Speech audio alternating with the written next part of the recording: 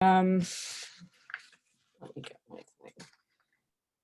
So, Andrew, I have a question for you. You collect twist ties. I sure And did. I was curious, like, what got you interested in that, and like, do you realize another use for them in the future? Like, what got you into it? What got you into it? Let's start there. Well, I live next door to a bread company, and outside the building, near the garbage bins in the back, Mhm. there were these twist ties on the ground. They're all different colors, and most of them were red, but I would go back and with my little basket and collect them. And then I realized that I could start making things out of them. I could twist them together. I could actually connect things together. I could even use them to build like a fort out of wood, take little branches and use the twist ties to take each corner and Bind them together. bind them together. Yeah, it's incredible what you can do with that. That's amazing. So is it true that, because I heard a rumor you were like going into like building construction using twist ties? Yeah, it's evolved to where now we have some, we applied for some patents for things that were based on the original twist ties. They're kind of a giant twist tie. So you can literally take these structures and put these up and then use the twist ties in the corner. So you don't have to use the regular steel grommets and things that you normally would use in construction. Oh, wow. And also the buildings can sort of bend and weave, if like especially in California, because they're a little bit flexible. Mhm. So if an earthquake happens, then those twist ties can expand just a little bit. That's so Of what the smart. building. That's Yeah, so it's smart. amazing. And where do you see these houses going up? Like, what's your kind of long-term goal? Well, you've probably read my book called Twist Tie Nation. Have you read that book? You wrote that? Yeah, yeah. Oh It my took God. me. Yeah, it was. I didn't put it It, together. yeah, it Crazy. was percolating because if you think about it, um, it's a resource that it's in almost in every house. I mean, almost everybody in the world, in the United States at least, has a twist tie. They've Right. encountered a twist tie. Think of how many times a year you encounter twist ties in your I life. have a drawer full of them in my house. Yeah, so people just have them sitting there. They're a resource that our country can use for building things. So You're recycling them, right? So, recycling them.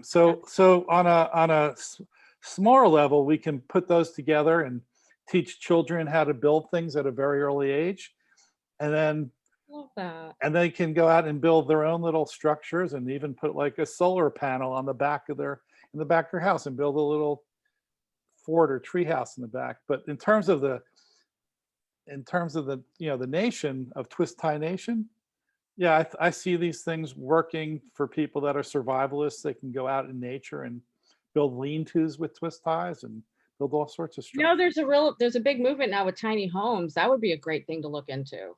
Yeah, I think we uh, we had a community of tiny homes that we built down in Georgia. It was up in the mountains, and it was people that weren't living.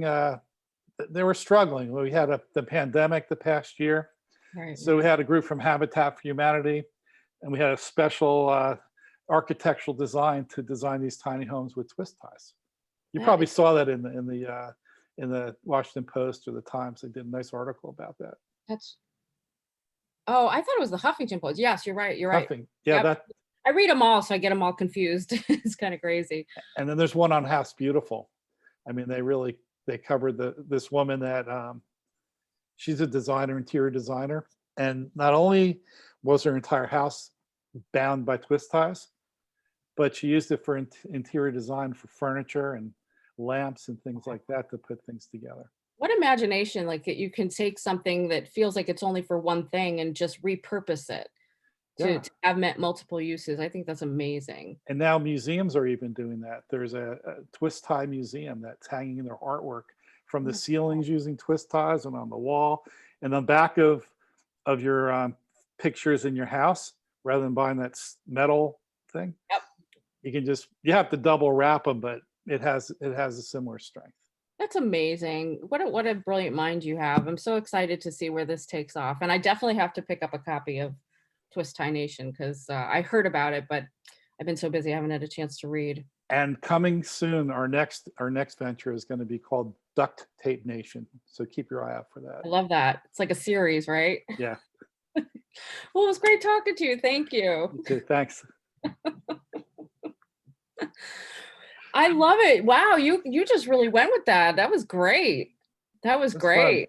And just like it, like the idea, like we were talking about earlier, of building on something. Do you know that's that yes and part, guys, where you just that's why you always start with sort of open end questions, right? You don't, if I said, "Are you sleeping?" and you said yes or no, well, that ends that, right?